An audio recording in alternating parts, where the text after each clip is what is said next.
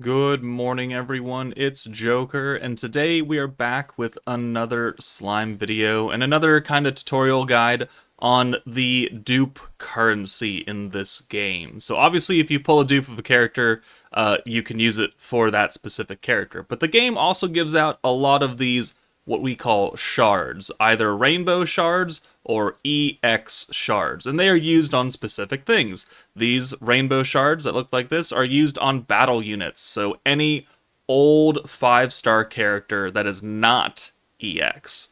These shards that I have 48 of are used on EX characters only. So if you go in and take a look, you'll see that, Ainz right here, if I wanted to dupe him up, I would need to pull a dupe of him, or I could use 5 of these EX shards. But I can't use those rainbows, because the rainbows are only good for the old 5-star characters who came out, like we stopped getting new ones last year in February-ish. But if I wanted to awaken this Alice, I would need to use the rainbow shards instead. So they are specific between the old 5 stars and the new EX 5 stars. The same thing goes with protectors. We're still filtered on here, but I don't have anyone else I could show you. So Veldora, him being an old unit, I can't. He uses the old protector shards. Meanwhile, EX characters use the EX protector shards. So specific things for specific purposes, but you can acquire them. Like the EX shards are hard to come by, right? They don't give out a lot of them for free. There's a specific event that you can get a good amount of them, but it's very, very much end game, which is the Chamber of Memories and Contracts. And there's a number of stages in here, and I haven't even beat the last one because I'm lazy. But those give it out. But then the 5-star shards, they give out a lot of them. Like there's in the shop, they're rewards. So if we go to the event shop, there's shards right here, and you will acquire them over the course of the game. And once you get enough of them, you can put a dupe into some characters. But which characters should you dupe up? Because not all of them were created equal. And the most important thing to know about getting dupes is that when you acquire your first dupe of a character and your third dupe of a character, they will get their trait. So this Water Hinata right here, if you pull her, she'll be at level 80. And that is, where it is capped out unless you pull more dupes. But once you begin to shard her up, you can see this effect list and acquired effects. Her trait: when your troop contains 3 or more battle characters, increases skill points by 4 every 2 turns. This is at level 100. If she was at level 80, level 80, this would not exist. Like she would not have this at all. But then at level 84, it'd be like 2 points every 2 turns. And then at level 92 with the third dupe, it maxes out and you get the skill points by 4 every 2 turns. The same can be said with even like Ainz. The same rule applies to him, your first dupe and your third dupe. So right now, if you pull Ainz, you get the free dupe of him, which means you immediately have access to his trait, which is skill points or protection gauge by 5 every 3 turns. And then when I get 3 dupes of him, it goes up to 7 points every 3 turns. So a lot of characters have useful traits. Not all of them are good. Some of them are actually terrible. They lower defense, or they give guard power, or they have very not so great effects. But today, I want to go over the units that you should use your shards on the most. And I have these images, courtesy of my Discord and my mods, and we're going to go over why these units are so important. So, old characters. Your number 1, 2, and 3 options are going to be the big 3. Milim, Gazel, Milim. Earth Milim, Light Gazel, Dark Milim. And that is because their trait is immensely powerful, and they are the only 3 units to have it in the entire game, and they came out pretty much at launch. Dark Milim came out like a month after.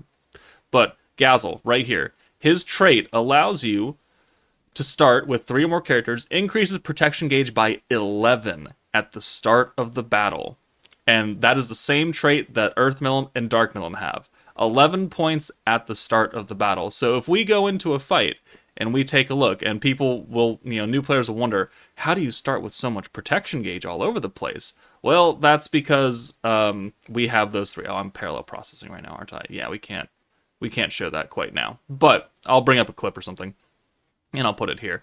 But in order for me to start with like over half a protection gauge, it's because I'm running those 3 units in the front line. So if we look at this team, Gazel, Dark Milim, Earth Milim, that's so I can start with 33 points of protection gauge, and a full bar is 60. So that is why they are most important, at least to level 92. Like, you don't need to get them to 100, you don't need to get them to 120, that's just because I've been playing the game for such a long time. But even at level 84, it will allow you to start with a decent amount of protection gauge, which allows you to activate your protector more often, and protectors are the lifeblood of your team. They help the team operate, and having the ability to use them over and over because you're starting with half a gauge already is going to be very, very impactful to your gameplay experience. At level 92, again, so if you pull Milim, Gazel, and Milim, and you put 3 dupes into each, they will max out their trait, and then you as well will start with half a protection gauge. So they are very, very important characters.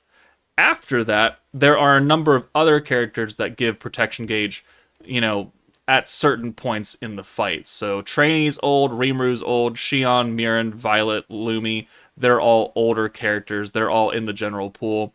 But these 3 characters give protection gauge for the first 3 turns, so turn 1, 2, and 3. These characters give it every 2 turns. These characters give them every 2 turns, but these are EX characters, and you won't have access to them except for this Rimru, who is on the banner right now. And then there's characters who also give protection gauge every 3 turns. These I would consider some of the most important. Like, these 3, tippity top. Like, your shards should go into them if you have them. And then at that point, based on who you have access to, you can feed it in. Some units, obviously, you want to put them under like the same typing slots. So maybe if you have not a wind unit on the main line, don't put it into Windmill 'em. But if you have other units, they can definitely help out, which is why this team has Water Shion underneath my Water Shizuka, so for the extra stat buff, and because she's giving me protection gauge. And then Ainz has Octagram Lumi, who, from the picture, is giving protection gauge for the first 3 turns, but she's Octagram, so she takes her own special shards from the Octagram shop, so she's not as available. But these are your top 3 contenders for shards to be used, at least old shards. The EX shards, if you happen to have them for some specific reason, I would say it's less important. Like, I wouldn't say less important, because there are units that give protection gauge, but they're not up right now, and so unless you have them, there's just no point. I would just save them for something more useful when it comes out and when you pull them. But also, there are units that give you skill points at certain points in the fight. So at the start of battle, we have these 4 characters. So just how like the big 3 gives protection gauge on the first turn, these 4 units give skill points on the first turn. So 6 points, 6 points, 6 points, I think 6 points. I don't have her duped out. But in the events that you see that I start stages with like 42 skill points, it's because I'm generally using 2 of these 3 units right here. And that allows me to use like an orb change and say the Isis green buff on turn 1. And that will allow you to also combo a lot of things very quickly. So these are also important characters. I would say the protection gauge characters are more important than any one of these characters here. The big 3 are called the big 3 for a reason, because they are quite big and quite impactful. Everybody else on both of these lists are not as important. Just straight up not as important as Gazel, Milim, and Milim. But these characters can definitely help you out, because if you already have these 3 duped up and you don't need any more protection gauge, you can look at some skill point units, and you can play around with Soe, Milim, or Lumi, or you have units that give every 2 turns and 3 turn skill points, which for a stacking team right now with the Overlord team doesn't really need skill points, honestly, because Rimru is just giving you so many, and as long as you have green orbs, you're going to be capped out. So that skill, not nearly as important than the protection gauge, which is why 1, 2, 3, 4, 5 units have protection gauge in my support slots. So those are the units that I think you should use your rainbow shards on to begin with. Earth Milim, Dark Milim, Light Gazel. Let me know if this video helped you out, but that's it for me, guys. Take it easy, and I'll see you all later.